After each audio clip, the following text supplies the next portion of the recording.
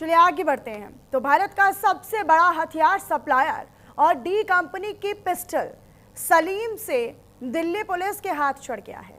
दरअसल 2018 से फरार सलीम पिस्टल दुनिया के अलग अलग देशों से भारत को विदेश आधुनिक हथियारों की खेप गैंगस्टर्स को पहुंचाता रहा, जिनके दम पर ये गैंगस्टर भारत को समय समय पर दहलाते रहे हैं, लोगों की जानें लेते रहे हैं। ये रिपोर्ट देखिए।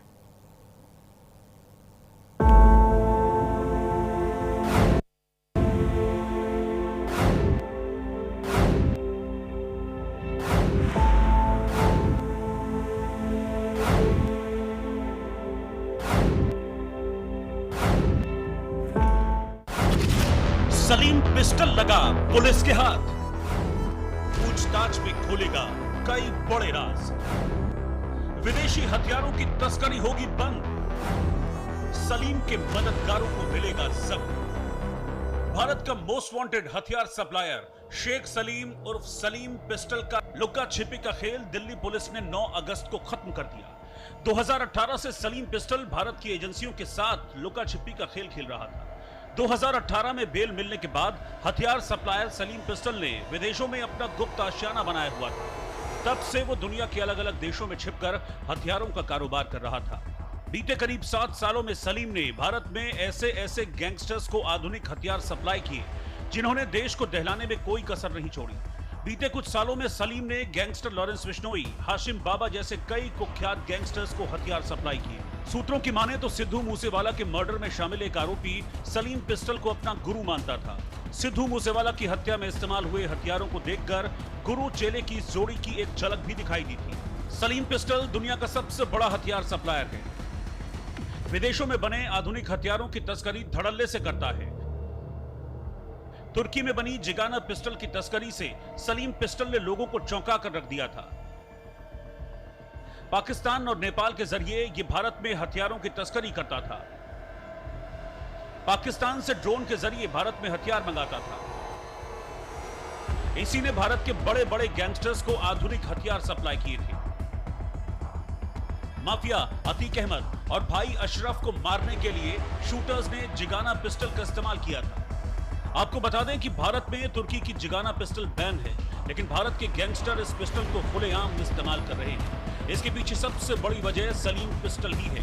सूत्रों की माने तो सलीम ही गैंगस्टर्स को यह पिस्टल सप्लाई करता है। अंडरग्राउंड आर्म्स मार्केट में इस पिस्टल की कीमत 6 लाख रुपए के आसपास है। अतीक और अशरफ की हत्या से पहले 13 अप्रैल को यूपी एसटीएफ ने अतीक के बेटे असद और गुलाम को मुठभेड़ में मारा था।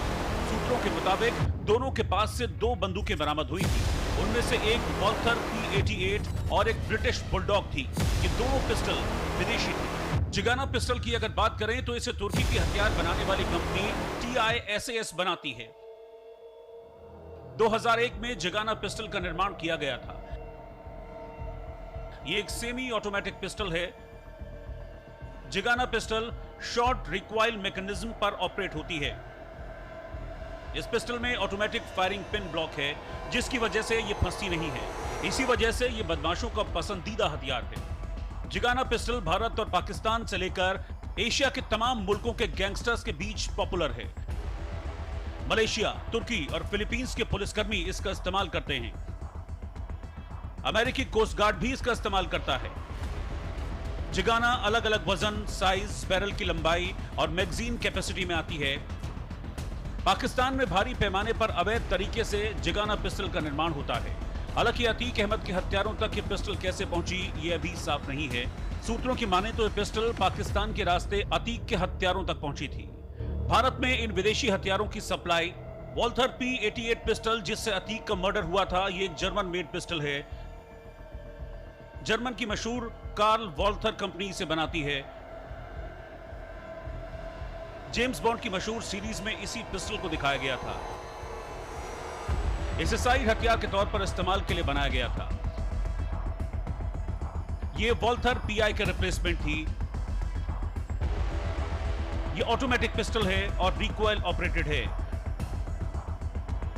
1988 में पहली बार कमर्शियल यूज के लिए इसे उपलब्ध कराया गया था। वॉल्थर ने 1997 में P88 और साल 2000 में P88 कॉम्पैक्ट वर्जन का प्रोडक्शन बंद कर दिया था। ब्रिटिश बुलडॉग पिस्टल की अगर मैं बात करूं तो यह ठोस फ्रेम वाली पॉकेट रिवॉल्वर है। इसे इंग्लैंड की फिलिप वेबले एंड सन्स ने 1872 में बनाया था। इस पिस्टल को कोट की पॉकेट के हिसाब से बनाया जाता है। इसका बैरल महज 2.5 इंच का होता है और चैम्बर 0.442 या 0.450 कार्टेज का होता है। इसमें 5 राउंड का सिलेंडर लगता है। इसे छोटी बैरल की रिवॉल्वर के नाम से भी जाना जाता है। इस तरह के कई हथियारों को सप्लाई करना और उन्हें भारत में गैंगस्टर तक पहुंचाना सलीम पिस्टल के लिए बाएं हाथ का खेल था। हथियार सप्लाई के मामले में वो इतना माहिर था कि दुनिया के दूसरे छोर पर बनने वाली जिगाना पिस्टल को कुछ ही दिनों में उपलब्ध करा देता था। सूत्रों की माने तो बढ़ती डिमांड को देखते हुए पाकिस्तान ने भी इस तरह के डुप्लीकेट हथियार बनाना शुरू कर दिया है।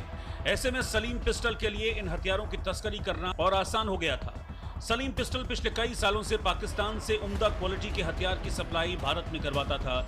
सुरक्षा एजेंसियों को सलीम के पाकिस्तान ISI और अंडरवर्ल्ड डॉन दाऊद इब्राहिम यानी डी कंपनी से लिंक के सुराग भी मिले हैं। आपको बता दें कि सलीम पिस्टल 2018 में दिल्ली में गिरफ्तार किया गया था। उस दौरान सलीम के पास से 26 विदेशी पिस्टल और 800 राउंड गोलियां बरामद हुई थी।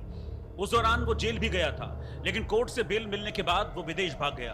तभी से दिल्ली पुलिस इस सलीम पिस्टल को ढूंढ रही थी। अब माना जा रहा है कि पुलिस के हाथ लगने से सलीम कई बड़े राज खोल सकता है।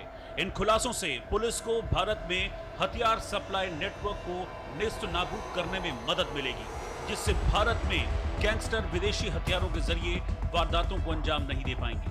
न्यूज इंडिया के लिए संजीव कुमार की रिपोर्ट।